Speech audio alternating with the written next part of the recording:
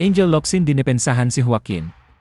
Binanatan mga bashers na tumatawag sa kanya ng Nepo Baby. Pero bago ang lahat, kung ikaw ay bago sa aking channel, huwag kalimutan na mag-subscribe at i-click ang notification bell for more trending news.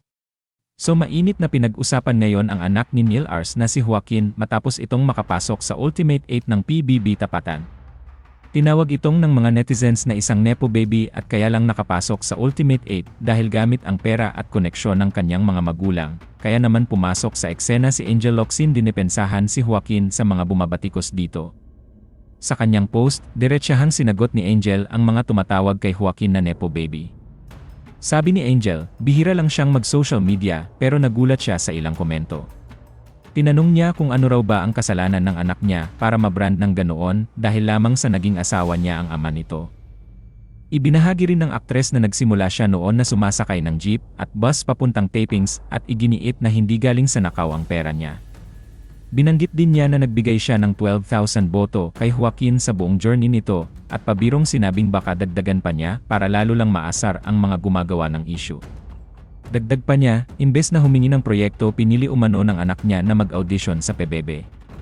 Ang naturang pahayag ay lumabas kasunod ng naging pag-uusap ni Raike at Joaquin sa loob ng bahay kung saan tinanong si Joaquin kung legit ba ang koneksyon niya kay Lela o kung bahagi lamang ito ng diskarte dahil alam niyang malalakas ang ship sa labas. Mariing itinanggi ni Joaquin ang paratang at iginiit na tunay ang samahan nila at nakabase ito sa tiwala at pagkakaibigan.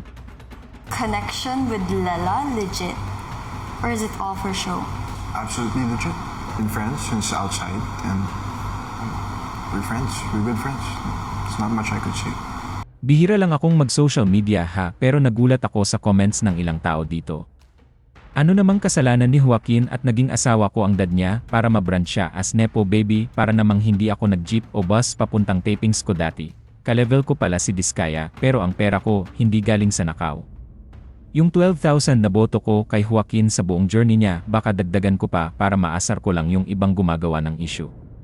Anyway, Son could have asked me for project pero ang hiniling niya ay mag-audition sa PBB. Huwag bitter, nakakapangit yan.